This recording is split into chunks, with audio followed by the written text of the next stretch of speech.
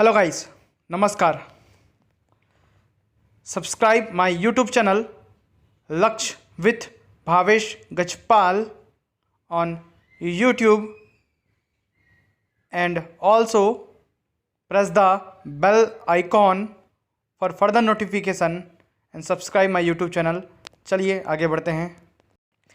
यदि आप मुझसे टेलीग्राम पे जुड़ना चाहते हैं तो टेलीग्राम पे लक्ष्य विथ भावेश गजपाल लिख के सर्च करेंगे तो आपको मेरा चैनल मिल जाएगा। साथ ही यदि आप मुझसे फेसबुक पे जुड़ना चाहते हैं तो ज्ञानदा ट्यूटोरियल्स महासमुंद लिख कर सर्च करेंगे तो आपको मेरी कोचिंग संस्था मिल जाएगी। आप उसमें मुझसे जुड़ सकते हैं। टेलीग्राम पे मैं फर्दर आगे क्विज़ के क्वेश्चन और वीडियोज़ के लिंक भी डालता हूँ, तो आप उससे जुड़कर पूरे वीडियोज़ के लिंक एक साथ प्राप्त कर सकते हैं। साथ ही YouTube पे मेरे चैनल को सब्सक्राइब कीजिए और शेयर कीजिए। धन्यवाद। हेलो दोस्तों, नमस्कार। चलिए आज बढ़ते हैं छत्तीसगढ़ के आधुनिक इतिहास के पार्ट 12 में। इसके पहले मैं 11 वीडियो बना चुका हूं, जिसमें पुराने 2 वीडियो 10वां और 11वां पार्ट 1857 की क्रांति और उनके विद्रोहों के बारे में था। आप जाकर जरूर उन दोनों पार्ट को देखिए। सारे वीडियो के लिंक मैंने डिस्क्रिप्शन बॉक्स में दे रखे हैं। साथ ही अगर आप चैनल पर नए हैं तो चैनल को सब्सक्राइब कीजिए, बेल आइकन को प्रेस कीजिए ताकि आपको नोटिफिकेशन प्राप्त हो। वीडियो को शेयर कीजिए। चलिए बढ़ते हैं आगे। कांग्रेस की स्थापना के पूर्व पुनर्जागरण। देखो, जैसे ही 1885 में कांग्रेस की स्थापना होती है, ठीक है, उसके पहले छत्तीसगढ़ में पुनर्जागरण होता है।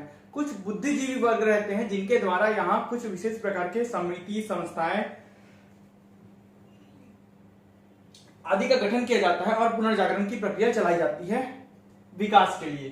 तो ऐसे ही पुनर्जागरण के चरण में कुछ विशेष प्रकार की समितियां गठित हुई, जिनमें पहला था टाउन स्कूलों में निबंध लेखन का कार्य किया गया। टाउन के स्कूलों में निबंध लेखन का कार्य किया गया। दूसरा, वाद विवाद समिति 1857 में गठित की गई। वाद विवाद के लिए एक समिति का गठन किया गया 1857 में। तीसरा, वैज्ञानिक तथा साहित्यिक समिति 1870 में गठित की गई। ये सभी कांग्रेस की स्थापना के पहले। वैज्ञानिक तथा साहित्यिक समिति 1870 में गठित की गई। चौथा, रीडिंग क्लब रायपुर में गठित किया गया। और पांचवा, मालिनी रीडिंग क्लब रायपुर में ही गठित किया गया। रीडिंग क्लब और मालिनी रीडिंग क्लब दोनों अलग अलग चीजें हैं, दोनों का गठन रायपुर में हुआ है। और ये अलग हटके है। कांग्रेस की स्थापना के बाद कवि समाज का गठन किया गया राजिम में। कवि समाज का गठन किया गया राजिम में 1899 में।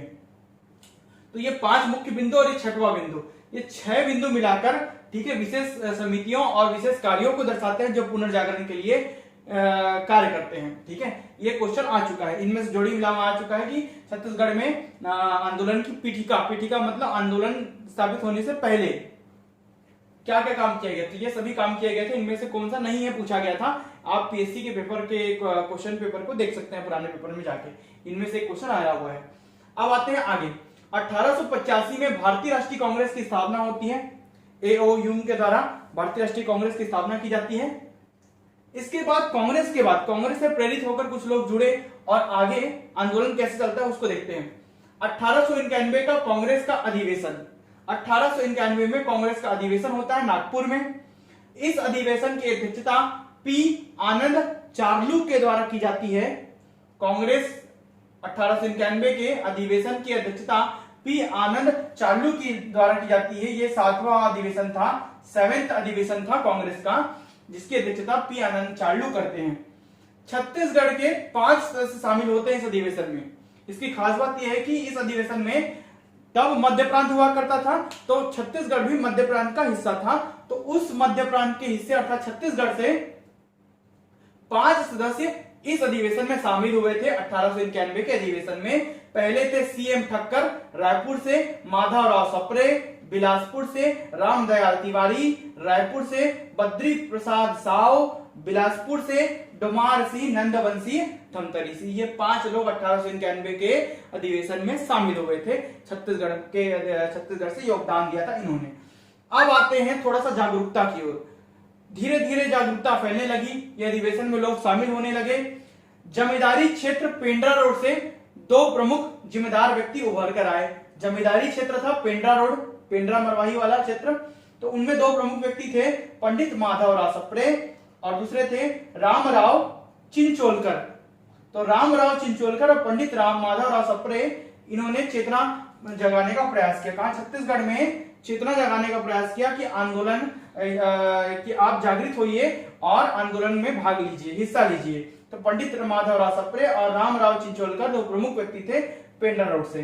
आगे बढ़ते हैं 1897, 91 का हो गया 97 का अधिवेशन। 1897 के कांग्रेस अधिवेशन में पंडित रविशंकर शुक्ल शामिल हो जाते हैं। यहां से होता है पंडित रविशंकर शुक्ल का योगदान। पंडित रविशंकर शुक्ल शामिल होते हैं कांग्रेस के 1897 के अधिवेशन में। जो दो प्रेरित व्यक्ति थे पंडित माधवराव सप्रे और रामराव चिंचोलकर, इनमें से एक व्यक्ति पंडित माधवराव सप्रे ने चेतना जागृत करने के लिए क्या क्या बहुत प्रयास किया। उस प्रयासों में पत्रिका का संपादन कर दिया उन्होंने। तो छत्तीसगढ़ की प्रथम पत्रिका छत्तीसगढ़ मित्र सन 1900 में माधवराव सप्रे के द्वारा संपादित की गई। ये क्वेश्चन आता है बार बार। छत्तीसगढ़ मित्र सन 1900, माधवराव सप्रे 1900 से 1903 इसका तिथि है। जबकि उसी समय सन 1900 के डेट में ही सरस्वती पत्रिका भी छपी 1900 में पद्मलाल पुन्नालाल बख्शी के द्वारा। ये दूसरी पत्रिका। अब आते हैं आगे के अधिवेशनों में। 1901, 1902, 1903 व 1904 के सम्मेलनों में माधवराव सप्रे व रामराव चिंचोलकर शामिल थे। चारों अधिवेशन में, कांग्रेस के 4 साल तक के अधिवेशन में इन्होंने जैसे ही पत्रिका संपादित की 1900 में, आगे के सभी कांग्रेस के अधिवेशनों में वो शामिल होने लगे। और चारों अधिवेशनों में माधवराव सप्रे और रामराव चिंचोलकर, जो कि पेंड्रा रोड जमींदारी क्षेत्र के विशेष व्यक्ति थे, दोनों सभी शामिल होने लगे। चौथे अधिवेशन में, मतलब 1904 के अधिवेशन में, जबकि 1904 के सम्मेलन में पंडित रविशंकर भी शामिल थे। शुरू के 3 में नहीं थे, 1904 के सम्मेलन में रविशंकर भी शामिल थे, जबकि ये दोनों चारों सम्मेलनों में शामिल थे। अब आ जाते हैं 1905 का कांग्रेस अधिवेशन। विशेष घटनाएं इसमें होती हैं। 1905 का कांग्रेस अधिवेशन, अध्यक्ष होते हैं गोपाल कृष्ण गोखले। यहां छत्तीसगढ़ से स्वयंसेवक के रूप में छत्तीसगढ़ के लोगों ने यहां पर भाग लिया।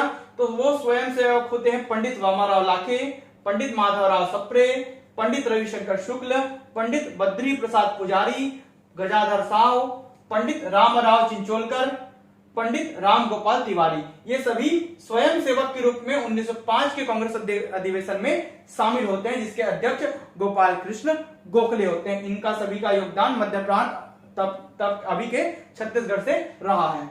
अब आते हैं प्रांतीय राजनीतिक परिषद सम्मेलन में। यह भी क्वेश्चन पूछ चुका है कि प्रांतीय राजनीतिक परिषद का सम्मेलन कब कब हुआ। तो प्रांतीय राजनीतिक परिषद का सम्मेलन मध्य प्रांत, तत्कालीन उस समय का मध्य प्रांत। तो प्रथम सम्मेलन होता है 22 अप्रैल 1905 को अमरावती में। इसकी अध्यक्षता करते हैं इस प्रांत का, कौन से प्रांत का? मध्य प्रांत का सम्मेलन, है ना। ये मध्य प्रांत में एक परिषद है जिसका सम्मेलन है मध्य प्रांत अर्थात सेंट्रल प्रोविंस अर्थात सीपी अर्थात बरार, जिसके प्रथम सम्मेलन के अध्यक्ष होते हैं दादा साहब खापर्डे। तो अध्यक्ष होते हैं दादा साहब खापर्डे। नोट, इनका संबंध दादा साहब खापर्डे का क्या था? तो इस अधिवेशन ये कांग्रेस अधिवेशन है और ये प्रांतीय सम्मेलन है। ये दोनों अलग अलग चीजें, ये देश स्तरीय है और ये परिषद जो है वो मध्य प्रांत के लिए प्रांत स्तरीय है। मतलब प्रांत मतलब राज्य स्तरीय मान सकते हो। तो दादा साहब खापर्डे के द्वारा सम्मेलन में विशेष रूप से काम किया जाता है 1905 के कांग्रेस अधिवेशन में। 1905 की ये सम्मेलन है या अधिवेशन है। 1905 के कांग्रेस अधिवेशन में खापर्डे ने स्वदेशी प्रस्ताव रखा। 1905 के इस वाले अधिवेशन में, ये नोट इसका है ना, यहां लिखा हूं क्योंकि खापर्डे साहब की बात चल रही है। जैसे ही वो प्रांतीय राजनीतिक परिषद के अध्यक्ष होते हैं तो कांग्रेस का अधिवेशन होने के साथ साथ खापर्डे साहब स्वदेशी प्रस्ताव रख देते हैं। कहां? 1905 के कांग्रेस अधिवेशन में। ये दोनों पहला चली है। इसके साथ साथ पहला चलता है बंगाल आंदोलन, बंग भंग, तीनों एक साथ चलते हैं। आगे पढ़ाऊंगा मैं। 1905 एक कांग्रेस अधिवेशन, 1905 2 मतलब राजनीतिक परिषद सम्मेलन, और 1905 में ही बंगाल आंदोलन। छत्तीसगढ़ देश में 3 टाइप की चीजें चल रही हैं पैरेलल। 1905 के कांग्रेस अधिवेशन में खापर्डे ने स्वदेशी प्रस्ताव रखा कि स्वदेशी वस्तुओं को अपनाना चाहिए। इतना ही प्रस्ताव था, स्वदेशी वस्तुओं को अपनाना चाहिए। इसमें विशेष बात यह थी कि डॉक्टर मुंजे ने विदेशी वस्तुओं के बहिष्कार पर जोर दिया। क्या बोले मुंजे? कि केवल हमको स्वदेशी अपनाने पर जोर नहीं देना चाहिए, हमको यह भी जोर देना चाहिए कि विदेशी वस्तुओं का बहिष्कार भी किया जाए। अपनाना और बहिष्कार करना दोनों साथ साथ चलना चाहिए, ऐसा प्रस्ताव डॉक्टर मुंजे ने दिया। उसका स्वागत किया गया। अब दूसरा सम्मेलन जो होता है प्रांतीय राजनीतिक परिषद का सम्मेलन नंबर 2 1906 में होता है, जबलपुर में होता है। मध्य प्रांत जबलपुर में होता है। इसके अध्यक्ष होते हैं गंगाधर राव चिटनवीस। ये गंगाधर राव चिटनवीस जो है ना, ये पहले प्रांतीय सम्मेलन 1905 वाले जिसके अध्यक्ष दादा साहब खापर्डे थे, उसमें ये जो स्वागत समिति होती है उसके हेड होते हैं। स्वागत करने के लिए सभी जो अलग अलग क्षेत्रों से जो लोग आए उनका स्वागत करने के लिए जो समिति होती है उनके हेड होते हैं, और अगले सम्मेलन में स्वयं अध्यक्ष होते हैं गंगाधर राव चिटनवीस। नोट, इनमें क्या नोट बात है, 1906 के इस सम्मेलन में फिर खापर्डे की नोट बात, देखो 1905 का कांग्रेस अधिवेशन और 1906 का सम्मेलन, ये अधिवेशन की बात है, ये सम्मेलन की बात है, ये इसकी बात है, ये अलग चीज है, ये अलग चीज है और ये अलग चीज है। 1906 के सम्मेलन में खापर्डे क्या करते हैं, तो 1906 के जो सम्मेलन होता है ये वाला दूसरा सम्मेलन, उसमें खापर्डे भी शामिल होते हैं। तो खापर्डे जी के द्वारा स्वदेशी आंदोलन के लिए विषय प्रस्ताव को स्वीकृति कर लिया जाता है। खापर्डे ने जो 1905 के कांग्रेस अधिवेशन में स्वदेशी प्रस्ताव रखा था उसको प्रांतीय स्तरीय सम्मेलन में स्वीकृत कर लिया जाता है। 1906 के सम्मेलन में 1906 के स्वदेशी आंदोलन विषय प्रस्ताव स्वीकृत हो जाता है। इनका प्रस्ताव क्या हो गया, अभी स्वीकृत हो गया। कांग्रेस अधिवेशन में रखे लेकिन प्रांतीय स्तरीय सम्मेलन में इनका स्वीकृत हुआ है प्रस्ताव, देश स्तरीय में नहीं हुआ है। 1905 के सम्मेलन में खापर्डे जी का स्वदेशी प्रस्ताव आंदोलन विषय प्रस्ताव स्वीकृत हो जाता है, जिसके अध्यक्ष गंगाधर राव चिटनवीस होते हैं, जो पहले 1905 के सम्मेलन में स्वागत समिति के प्रमुख होते हैं। ठीक है, इस प्रकार से ये परिघटनाएं चलती है। इसके बाद हम लोग आगे पढ़ेंगे बंगाल और सूरत अधिवेशन के बारे में। बंग भंग और सूरत अधिवेशन आगे वीडियो में बने रहें। धन्यवाद।